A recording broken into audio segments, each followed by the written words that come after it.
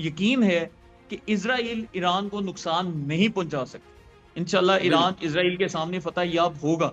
कि Donald Trump ने जब पाकिस्तान की आर्मी चीफ से पूछा कि ईरान मामले के ऊपर हमें क्या करना चाहिए, तो पाकिस्तानी आर्मी चीफ ने बताया कि अगर आप ईरान में इंटरवीन करते हैं तो इससे हमारे हित्ते में और पूरे बॉर्डर्स में दहशतगर्दी का मसला कई गुना बढ़ जाए। और इसके बाद जो डोनाल्ड ट्रंप है वो थोड़े से अपने बयानिए से बैक ट्रैक हुए। नहीं तो इसराइल का पूरा इरादा था कि वो अमेरिका को इस जंग में लेकर आता, वो उनको खींचने की पूरी कोशिश कर रहे हैं। फिर पाकिस्तान के ईरान के साथ भी ताल्लुकात हैं और पाकिस्तान के अमेरिका के साथ भी ताल्लुकात हैं। और पाकिस्तान ने बाकायदा इन ताल्लुकात से फैसिलिटेट करके ईरान को बचाने की कोशिश की है, इसमें हमने ईरान की हिमायत की है। पाकिस्तान के आर्मी चीफ और वजीर आजम ने ईरान में जाकर बाकायदा बोला है कि हम उनके न्यूक्लियर प्रोग्राम की पीसफुल की हिमायत भी करते हैं। अस्सलाम वालेकुम नाज़रीन, मोहम्मद कज़ाफ़ी मतलब फिर हाजिर है नया दौर के प्लेटफॉर्म से। नाज़रीन, हमारे बड़े ही प्यारे गेस्ट डॉक्टर फरहान विक साहब हमारे साथ मौजूद हैं। अस्सलाम वालेकुम भाई। वालेकुम अस्सलाम जी, कदाफी भाई कैसे हैं? और जितने भी दोस्त नया दौर को सुन रहे हैं सबको अस्सलाम वालेकुम। वालेकुम सलाम। अच्छा फरहान भाई, एक तो आर्मी चीफ का दौरा हुआ है और ये दौरा कोई आम दौरा नहीं है। इसमें ट्रम्प ने मतलब कि बकायदा लंच किया और जो कम टाइम की मीटिंग थी वो 2 घंटे तक तवील चली। और इसमें बताया जा रहा है कि काफी चीजें पाकिस्तान के लिए, लेकिन कुछ लोग प्रोपोगंडा भी कर रहे हैं कि कह रहे हैं कि शायद ईरान के हवाले से डोनाल्ड ट्रम्प ने कुछ बातें की हैं, उन पे कंप्रोमाइज। इतना ओवरऑल बताया ना कि इस जो ये आसिम मुनीर, फील्ड मार्शल आसिम मुनीर का टूर है, ये क्या नतीजा निकलेगा इसका, और क्या खुशखबरियां होंगी और क्या बातें हुई होंगी इसमें। जी कदाफी भाई देखें, हमें सबसे पहले समझना है कि डोनाल्ड ट्रंप ने हालिया जो पाकिस्तान और भारत के दरमियान ये मार्का हक पूरा हुआ, उसके दौरान उसने सुलह करवाने में अपना एक रोल अदा किया था।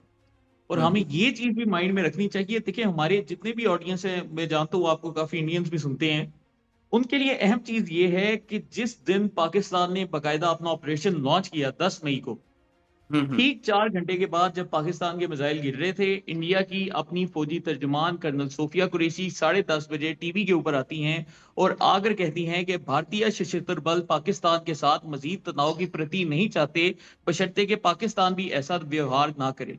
ये जो अल्फाज है इसका मतलब ये है कि we don't want any escalation और हम चाहते हैं कि सीज फायर हो जाए। तो ये इंडिया की तरफ से इस पूरी चीज का ऑफिशियल एडमिशन था। हालांकि होना ये चाहिए कि मैं अगर आपको मुक्का मारता हूं तो आपको जवाब भी मुक्का मारना चाहिए। क्यों कजाफी भाई, आप ऐसे ही करेंगे ना? तो पाकिस्तान ऑपरेशन लॉन्च कर रहे हैं और इंडिया कह रहा है वी वांट सीज फायर, तो इसका बजाहिर मतलब और जो आंखों के सामने भी है वो यही है कि India ask for cease fire. और जब उन्होंने सीज फायर के लिए मोदी जी ने बाकायदा ट्रंप को कॉल की थी, ट्रंप से गुजारिश की थी, और फिर ट्रंप ने पाकिस्तान में कॉल की और फिर पाकिस्तान को बोला कि यार उनको मजीद आपने नहीं मान।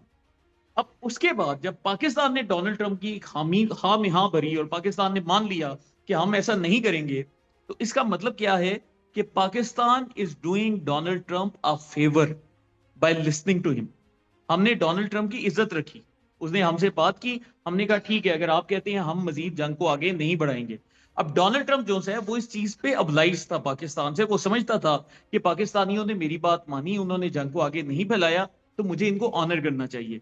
तो यहां पर भी आप अगर देखें तो हाफिज साहब को जिस तरीके से अमेरिका ने इन्वाइट किया है, इसकी मिसाल बिल्कुल वैसी है जैसी पाकिस्तानी सोशल मीडिया के ऊपर वो जनरल अयूब खान तौर की आप देखते हैं कि वीडियोस चल रही होती हैं और व्हाइट हाउस में उनका इस्तकबाल हो रहा होता है। अब बिल्कुल वो हालात तब्दील हो गए हैं, परेड वगैरह नहीं होती। लेकिन जिस तरीके से अमेरिका ने उनको ऑनर किया, 2 घंटे की उनके साथ लगातार मीटिंग होती रही। अब आपको मैं एक बात बताऊं कि मोदी जो सा है वो G7 के इजलास के लिए स्पेशल भारत से वहां पर गया और वहां पर जाकर उसकी कोशिश यही थी कि वो ट्रंप से जाकर मिल सके। लेकिन जैसे ही मोदी वहां पर पहुंचता है, ट्रंप उससे पहले निकल जाता है। और ट्रंप निकलता क्यों है? क्योंकि उसने पाकिस्तान की आर्मी चीफ से मिलना है। तो इससे आपके सामने वाजे होता है कि ट्रंप ने कितनी इंपॉर्टेंस दी पाकिस्तान को, फिर कैसे वो आकर मिले। उसके बाद अगर आप सीरीज ऑफ इवेंट्स देखें, वो जो आपने फेक न्यूज की बात की, एक दिन पहले डोनाल्ड ट्रंप ने अपने ट्रुथ सोशल के प्लेटफॉर्म के ऊपर यह लिखा था कि लोग तेहरान को खाली कर दें, अमेरिका ईरान को न्यूक्लियर ताकत नहीं बनने देगा, अमेरिका कोई एक्शन ले सकता है। पूरी दुनिया में यह पैगाम चल रहा था।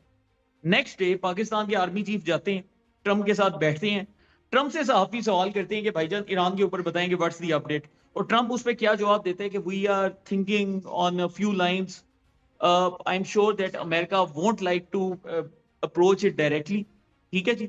और उसके साथ उसने ये भी बोला कि हम इस जंग में बराह रास्त कदम नहीं रख रहे, हम इसमें अपना टाइम लेंगे, हम सोचेंगे, and we have heard that the Iranian authorities want to visit the White House and they want to send a delegation, ये भी उसने बात की। उसके बिल्कुल next day Pakistani army chief से मिलने के एंड 24 घंटे के बाद वही व्हाइट हाउस की तर्जुमान मीडिया के सामने आती है और मीडिया के आगे आकर क्या बोलती है कि अमेरिकी सदर डोनाल्ड ट्रंप ने अगले 2 हफ्ते तक ईरान जंग में हिस्सा लेने से इनकार कर दिया है। वो 2 हफ्ते सोचेंगे और फिर उसके बाद फैसला करेंगे। उसके बाद कल कल के दिन टाइम्स ऑफ इसराइल, यहूदी अखबार है, इसराइल से नशर होता है, टाइम्स ऑफ इसराइल के ऊपर खबर लगती है कि ईरान के जो हकाम हैं वो अमरीकी हकाम के साथ बाकायदा राब्ते में आ चुके हैं और उनकी मुलाकातें शुरू हो चुकी हैं। ठीक है जी। ये पूरा जो आप सीरीज ऑफ इवेंट्स देखें तो आपको इसमें पता चलेगा कि पाकिस्तान इस रीजन का नेट स्टेबलाइजर है। कि पाकिस्तान के देखिए हमारे अमेरिका से भी ताल्लुकात हैं, और जो अमेरिका का इस वक्त दुनिया में सबसे बड़ा दुश्मन है चाइना, हमारे उसके साथ भी ताल्लुकात हैं। फिर पाकिस्तान के ईरान के साथ भी ताल्लुकात हैं, और पाकिस्तान के अमेरिका के साथ भी ताल्लुकात हैं। और पाकिस्तान ने बाकायदा इन ताल्लुकात से फैसिलिटेट करके ईरान को बचाने की कोशिश की है। अगर कोई किसी बंदे के जहन में अब भी कोई शक बाकी है, मैं आपको रेफरेंस देता हूं। आज रॉयटर्स जो कि दुनिया की सबसे बड़ी और सबसे मोतबर न्यूज एजेंसी है, उसने भी बाकायदा वो मीटिंग के हालात जो उनसे छापे हैं, और उसने लिखा है कि डोनाल्ड ट्रंप ने जब पाकिस्तान की आर्मी चीफ से पूछा कि ईरान मामले के ऊपर हमें क्या करना चाहिए, तो पाकिस्तानी आर्मी चीफ ने बताया कि अगर आप ईरान में इंटरवीन करते हैं तो इससे हमारे हित्ते में और पूरे बॉर्डर्स में दहशतगर्दी का मसला कई गुना बढ़ जाएगा। और इसके बाद जो डोनाल्ड ट्रंप है वो थोड़े से अपने बयानिए से बैक ट्रैक हुए। नहीं तो इसराइल का पूरा इरादा था कि वो अमेरिका को इस जंग में लेकर आता, वो उनको खींचने की पूरी कोशिश कर रहे हैं, और वो कोशिश कर रहे हैं कि पाकिस्तान को इन्वॉल्व करें।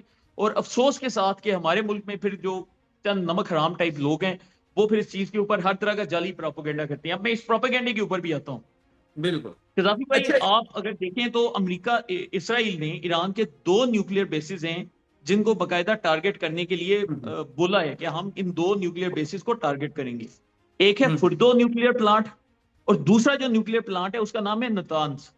जो नतान्ज है वो इस्फहान सूबे में वाक़ है, और जो फुर्दो वाला प्लांट है वो उनका कुम के शहर से 20 मील दूर है। ठीक है जी। अब ये जो दोनों हैं पाकिस्तान से बहुत दूर वाक़ हैं।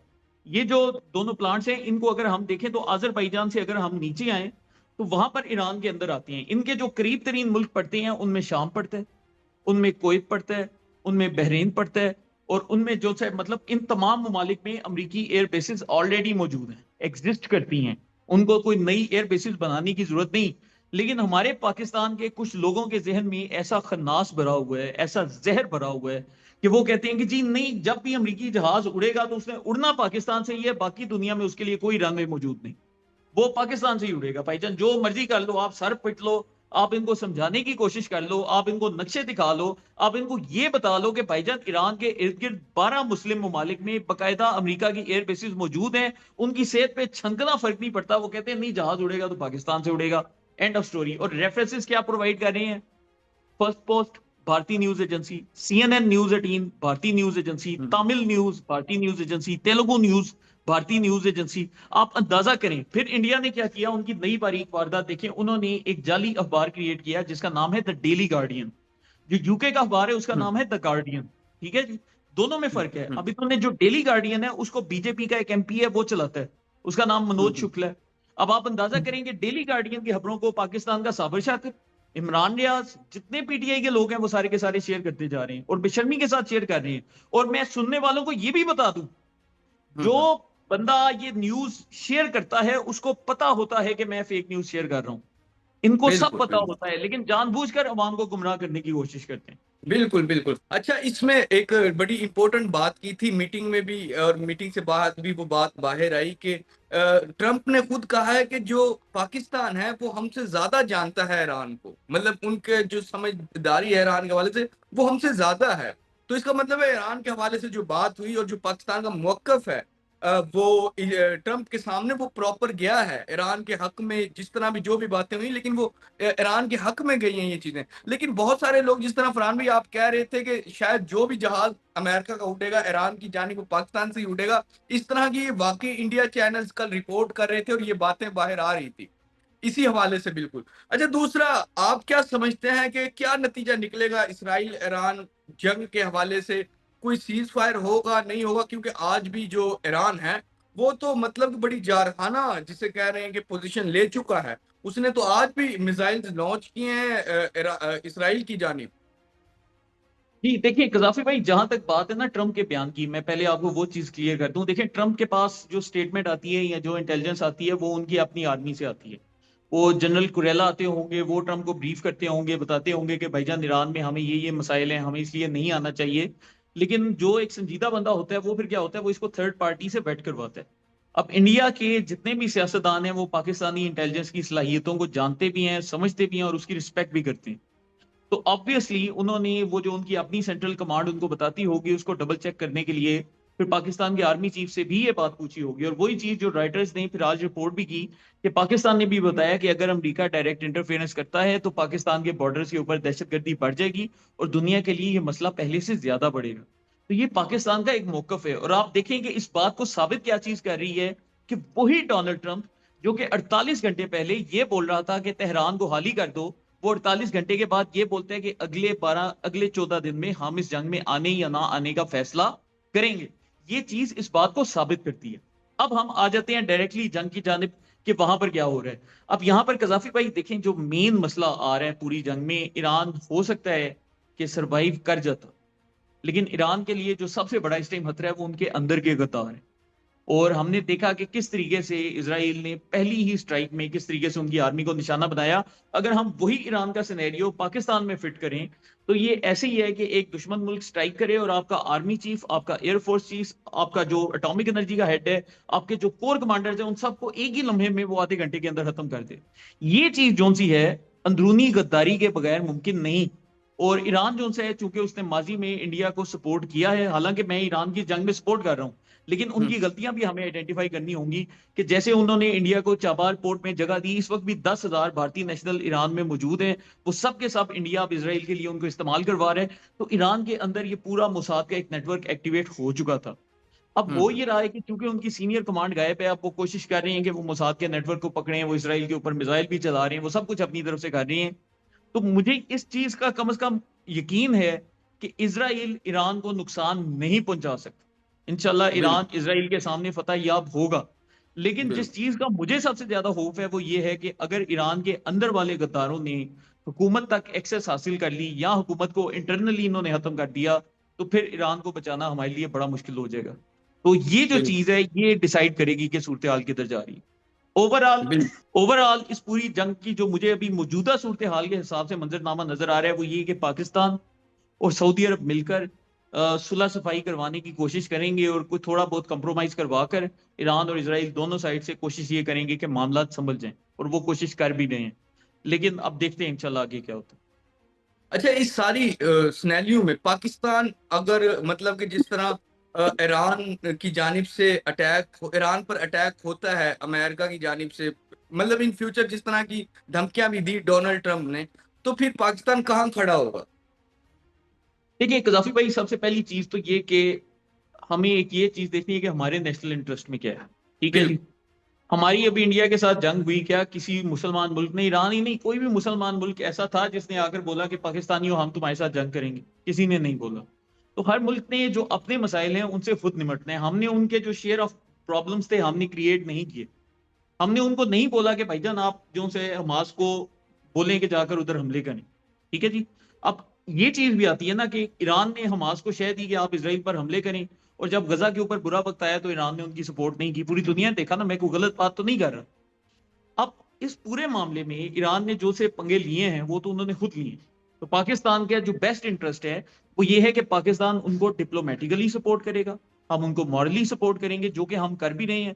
आज भी अकवाम मुतहदा में इंसानी हकूक का जो कमीशन बैठा उसमें ईरान बोला और इसमें पाकिस्तान ने अपना एक पॉजिटिव रोल प्ले किया।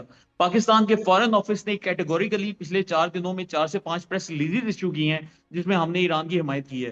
पाकिस्तान के आर्मी चीफ और वजीर आजम ने ईरान में जाकर बाकायदा बोला है कि हम उनके न्यूक्लियर प्रोग्राम की पीसफुल की हमायत भी करते हैं। तो पाकिस्तान जितना कर सकता है हमने किया। अब हमने अमेरिका के आगे भी उनका केस ले गया है, अमेरिका को 14 दिन डिले भी कर दिया। अब इस सारी सूरत हाल के बावजूद भी अगर हालात खराब होते हैं तो पाकिस्तान के लिए जो पहली प्रायोरिटी है वो पाकिस्तान का अपना आप है कि हमने खुद को बचाना है। और उसके बाद फिर दूसरे लेवल पर यह है कि हमने उनके लिए जितनी बाहर से हम कोशिश कर सकते हैं वो हम करें, लेकिन डायरेक्टली पाकिस्तान किसी किस्म की कोई मिलिट्री इंटरवेंशन या कोई ऐसी चीज करने का इरादा नहीं रखता। हाँ, ये जरूर है कि अगर उन पर मुश्किल वक्त आता है, पाकिस्तान से अगर उनको इमदाद चाहिए, पाकिस्तान से सपोर्ट चाहिए, या हो सकता है कि मतलब वो कोई हालात ज्यादा खराब हो जाए, तो जितना पाकिस्तान अपने लेवल पर कर सकता है वो करेगा। और दुनिया के हर मुल्क जो है वो ऐसे, मतलब दुनिया के दीगर मालिक की निस्बत पाकिस्तान हमेशा ज्यादा करता है। और देखें, एक और बिल्कुल। मसला ये है, मैं आपके सामने एक और इसकी एग्जांपल रखता हूं। पाकिस्तान ने अपने अफगान भाइयों के लिए क्या कुछ नहीं किया। 1978 में पाकिस्तान रशिया को नहीं था लेकर आया, रशिया खुद हम्म। अपनी मर्जी से अफगानिस्तान आया। पाकिस्तान ने अपने मुसलमान भाइयों के लिए जंग लड़ी, जंग में हिस्सा लिया, ठीक है, रशिया जी। को भगाया। उसके बाद क्या हुआ कि उनके मुहाजिरीन का क्राइसिस हुआ, पाकिस्तान ने अपने घरों के दरवाजे खोले, उनको बोला कि भाईजान आप हमारे घरों में आए। पाकिस्तान ने उनको 35 साल पनाह दी। दुनिया में कोई मुल्क हिस्ट्री में ऐसा काम नहीं करता, पाकिस्तान ने वो काम भी किया। उसके बाद बिल्कुल। उनके अंदर खाना जंगी शुरू हो गई। पाकिस्तान ने उनमें इंटरवीन करके उनकी आपस में सुलह करवाई और उनकी एक स्टेबल गवर्नमेंट कायम की। उसके बाद उन्होंने अमेरिका से पंगे लेने शुरू कर दिए। पाकिस्तान ने उनको नहीं बोला कि भाईजान आप अमेरिका से पंगे लें, अपनी मर्जी से हम्म। उन्होंने पंगे लिए। पाकिस्तान ने आखिरी लम्हे तक कोशिश की कि हम अमेरिका के अटैक को डिले करें या उनको रोकें। हमने इनको भी हम्म। समझाने की कोशिश की, इनकी जो क्यादत थी वो नहीं समझी। अमेरिका ने इन पर अटैक कर दिया। जब अमेरिका ने अटैक किया, उस वक्त भी इनके जितने रेजिस्टेंस के लीडर्स थे उनके ऊपर आज भी अमेरिकी सिक्योरिटी एहलकार रोते हैं। वो कहते हैं कि इन सबको पाकिस्तान ने पनाह दी थी। बिल्कुल। पाकिस्तान ने फिर भी इनकी कुछ ना कुछ सपोर्ट की। उसके बाद जब अमेरिका जाने लगा, किस मुल्क ने इनके मुआहदे करवाए? पाकिस्तान बीच में आया। हमने इतने एहसानात किए, और उसके बदले में आज भी जब मैं सोशल मीडिया पर देखता हूं तो वही अफगानी लोग बैठ के हमें गालियां दे रहे होते। तो बात यह है कि बिल्कुल। फर्ज किया हम ये जंग में अपने जोशे जज्बे में कूद भी जाएं, तो क्या कोई बंदा मुझे ये गारंटी दे सकता है कि कल को वो हमारा शुक्रिया अदा करेंगे या हमें वो भी अफगानियों की तरह गालियां दे रहे होंगे? तो एक मुल्क को अपने इंटरेस्ट की हिफाजत करनी है। और अफसोस के साथ देखें, हमारे वो मुसलमान भाई हैं, सब कुछ है, लेकिन ये जब मार के हक होता है तो 13 तारीख को वो इंडिया के साथ पास उनका वफद जाता है और चाबार पोर्ट के ऊपर वो दोबारा से बातचीत शुरू कर देते हैं। तो पाकिस्तान के साथ उन्होंने कभी इतना अच्छा नहीं किया, लेकिन पाकिस्तान ने इस पूरी सूरत हाल में जो उनके साथ किया है, मैं समझता हूँ अपनी औकात से 10 गुना ज्यादा किया है। पाकिस्तान जितना कर सकता था उससे भी ज्यादा करके गया। बिल्कुल, बिल्कुल नाज़रीन, फरहान बिग साहब जिस तरह हमें बता रहे हैं कि जो पाकिस्तान कर सकता था, पाकिस्तान ने उससे बढ़-चढ़ कर ईरान की सपोर्ट की है और जो आर्मी चीफ ने जो भी चीज़ें की हैं वहाँ पर, उससे कम से कम इतना फ़ायदा हो गया है कि डोनाल्ड ट्रंप जो कह रहा था कि हम अभी अटैक कर देंगे ईरान पर, तकरीबन उसने 2 हफ्तों का टाइम दे दिया है। तो ये सारी डेवलपमेंट है जो पाकिस्तान की वजह से पॉजिटिव साइड पर गई हैं। फिलहाल के लिए नाज़रीन, नया दौर से मोहम्मद कज़ाफ़ी को और डॉक्टर फरहान बिग को इजाज़त दीजिए। खुदा हाफ़िज़। शुक्रिया भाई, थैंक्स। शुक्रिया गजाफी भाई, अल्लाह हाफिज, ओके, अल्लाह हाफिज। अल्लाह हाफ़िज़, अल्लाह हाफ़िज़। ये